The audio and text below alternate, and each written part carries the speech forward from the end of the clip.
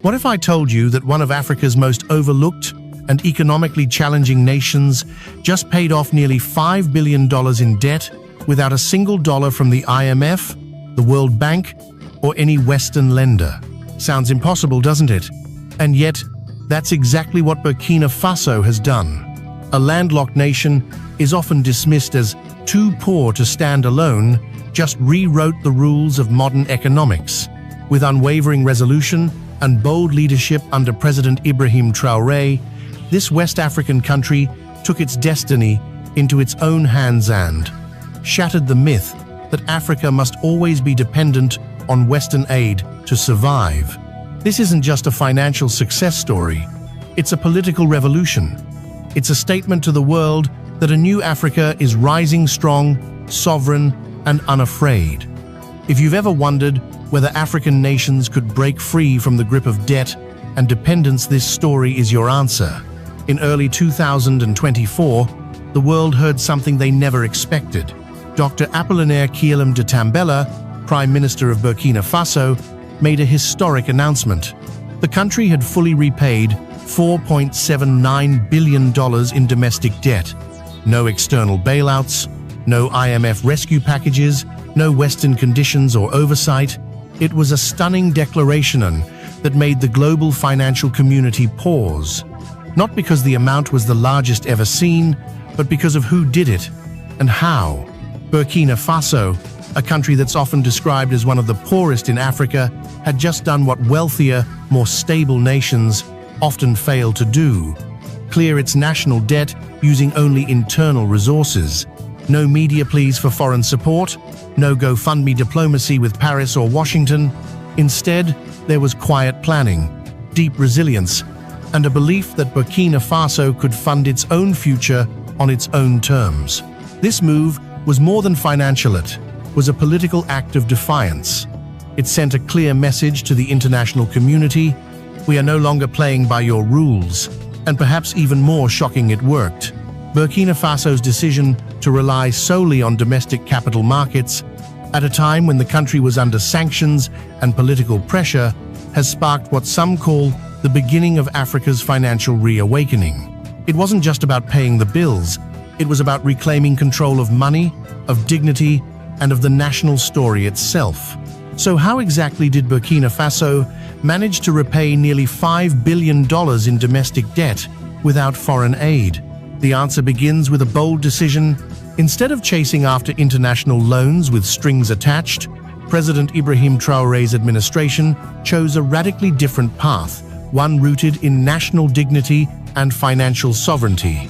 They decided to fund their debt using local capital, tapping into the wealth, trust, and rising pride of their own people. The government issued bonds, but not to the World Bank or foreign investors. These were domestic bonds, offered to local banks, pension funds, businesses, and even individuals. They called on Burkinabe citizens to believe in something greater than politics, to invest in the future of their own country. At first, the idea sounded risky. After all, Burkina Faso was still facing security threats from insurgent groups, and its economy was considered fragile by global institutions. Most experts believed that investor flight was inevitable. But something remarkable happened. Not only did they stay, they invested. Why? Because the government didn't just ask for money. It showed fiscal discipline, transparency, and a clear vision for infrastructure development. For the first time in decades, the people saw a leadership that wasn't beholden to foreign donors, but accountable to its own citizens. This shift created what economists might call a confidence surge, but what ordinary Burkinabe would call something far simpler: hope. Hope that their money wouldn't be swallowed by corruption. Hope that their investments would build roads, hospitals, and schools. Hope that Burkina Faso could rise on its own. By trusting in its people, the government flipped a long-standing narrative that African nations must rely on the West to survive. Burkina Faso showed that homegrown solutions are not only possible, they're powerful. While Burkina Faso was mobilizing local capital, the country was still navigating a storm. The Sahel region remained a hotbed of insurgent activity. Political uncertainty lingered after the 2022 military-led transition. Western media called the situation unstable, and foreign investors quietly stepped back. Under these circumstances, most nations would panic and reach for external help, but President Ibrahim Traoré's government did the opposite. They stayed the course, and instead of hiding the nation's problems, they addressed them head-on. Through clear public communication, strict fiscal accountability, and relentless engagement with domestic institutions, the leadership built something rare in moments of crisis: trust. Key institutions like banks, pension funds, and national savings programs were encouraged, not forced, to invest in government bonds. And they did. Why? Because the government was transparent about where the money would go and how it would be used. Even as the international community applied pressure and sanctions, investor confidence remained remarkably high. There were no capital flight events, no bank collapses, no protests over missing funds. In fact, local businesses started reinvesting not just in bonds, but in infrastructure projects that would support their own long-term success. This wasn't just policy, it was strategy, a quiet revolution in economic thinking. The government understood that for a domestic market to function in the face of conflict, it needed something more powerful than contracts or interest rates. It needed trust between the state and its people. In most African nations under siege, people withdraw. They hold their savings tight. But in Burkina Faso, people leaned in. They saw that the administration wasn't just fighting extremists in the north, it was fighting a deeper war against the mindset of dependency. And somehow, they were winning. Still, Burkina Faso's greatest challenge didn't come from within, but from those outside its borders who didn't want this model to succeed. When news broke that Burkina Faso had cleared nearly $5 billion in debt without IMF support, the reaction from the global financial order was not celebration, it was suspicion. Quiet meetings began happening across major Western institutions. Analysts scrambled to explain how a country like Burkina Faso, a nation they had written off as economically fragile, had done what even middle-income nations struggled to achieve. Because if Burkina Faso could succeed using local capital without IMF loans or World Bank oversight, what message would that send to other African nations still trapped under decades of interest payments and structural adjustment programs? The fear wasn't just about money, it was about losing control. The IMF made no public congratulations, no official acknowledgement of the debt clearance. Instead, they quietly tightened conditions on neighboring Sahel nations. Western commentators began questioning the sustainability of Burkina Faso's strategy. Some hinted at hidden support from Russia or China, others accused the government of risking inflation or default, but none of those fears materialized. What did happen, however, was a wave of international pressure. Burkina Faso began facing sanctions, reduced aid packages, and diplomatic cold shoulders. Invitations to regional economic forums were lost. Foreign NGOs pulled out their funding. Western media coverage shifted tone from cautious interest to outright skepticism. The message was clear: you can succeed but not without us. But this time, Traoré stood firm, saying, "We don't need permission to stand on our own feet." This quiet defiance sparked conversations across Africa, from Mali to Niger, from Ghana to Ethiopia. Could more nations follow this path? Was the Western-led debt system finally being exposed as a tool of control? Burkina Faso had not just paid a debt, it had broken an unspoken rule. Don't prove the old system is unnecessary. But the story doesn't end there, because what came next shook the entire geopolitical landscape. As the news of Burkina Faso's financial self-liberation spread, something rare began to happen. Other African nations started asking questions, not just quietly in closed-door ministries, but publicly. From Mali and Niger, both countries also led by transitional military governments, came praise and emulation. Economists in Ghana, Kenya, and South Africa began referencing Burkina Faso's debt exit as a potential parallel model, to traditional Bretton Woods financing. Even regional blocs like ECOWAS, once critical of the Traoré administration, began softening their tone. But the most surprising shift came from within civil society, not just in Africa, but globally. African youth on social media celebrated Traoré as a financial liberator. Diaspora communities in the US, UK, and France began organizing webinars, fundraising initiatives, and think tanks around alternative African development paths. Pan-Africanist scholars hailed Burkina Faso's move as the first modern breakaway from neocolonial economics. Meanwhile, Washington, D.C. took notice. While official U.S. statements remained neutral, intelligence reports and policy briefings began flowing through the State Department. Think tanks like the Council on Foreign Relations and Brookings Institution published cautious analyses titled Burkina Faso's Debt Gamble and The Rise of Sovereign Financing in the Sahel. Behind closed doors, U.S. diplomats asked African allies, "Can we trust Traoré? Is Burkina Faso becoming a proxy for non-Western powers?" What they feared most wasn't that Traoré had turned to Russia or China. What they feared was that he hadn't needed to. Burkina Faso was becoming a symbol of radical independence, not through ideology or weapons, but through numbers, policy, and courage. And that kind of leadership doesn't stay isolated, it inspires. The West knew that if this story spread unchecked, the IMF's leverage across Africa could collapse, and with it, decades of influence. So while the public message was silence or skepticism, the private message was alarm. And yet, the most unexpected twist was still to come, one that would elevate Traoré from reformer to revolutionary icon. In Washington, London, and Brussels, Burkina Faso's financial independence triggered quiet anxiety, not because it posed a military threat, but because it exposed a philosophical vulnerability. For decades, the prevailing narrative in Western policy circles was simple: Africa is not ready to go it alone.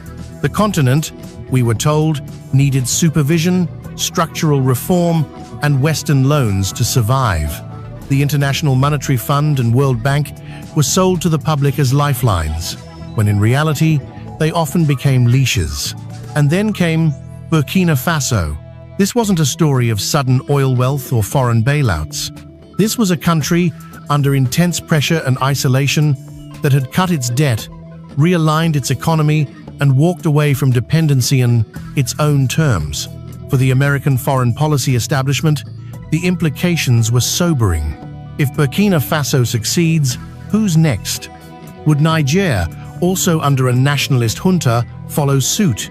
Would countries like Uganda, Zambia, or even South Africa begin questioning the logic of borrowing with conditions? Could Africa, for the first time in modern history, negotiate with the West as equals, not beggars? This was not the Africa the G7 was prepared for. Think tanks in Washington issued quiet warnings. If Burkina Faso's story goes viral, we could lose the next generation of African partnerships. Media outlets like the New York Times and BBC ran features with subtle undertones, praising Burkina Faso's courage, but also questioning its sustainability.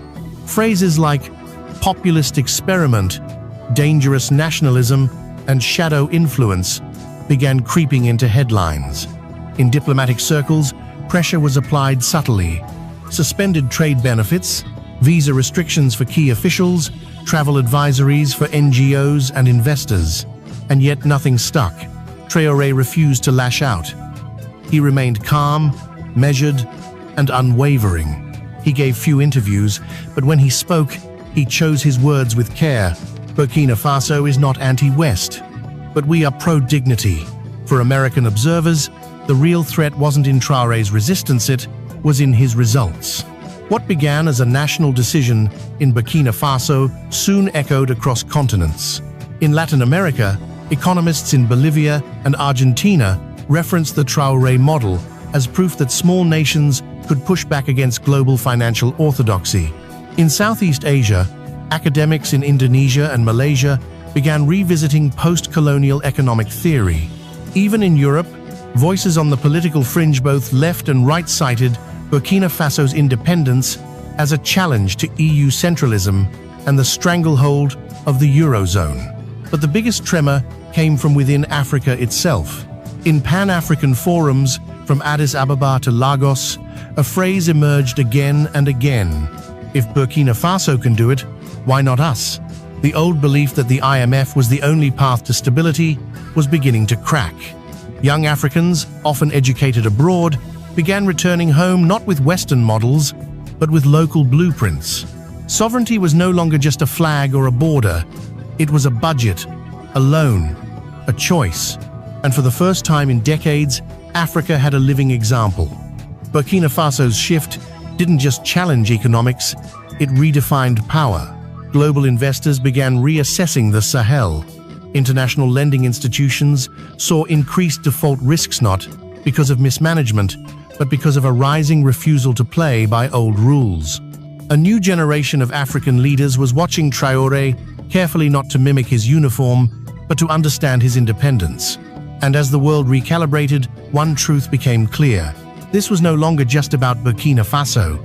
This was about the global South, claiming its voice no in protest, but in policy.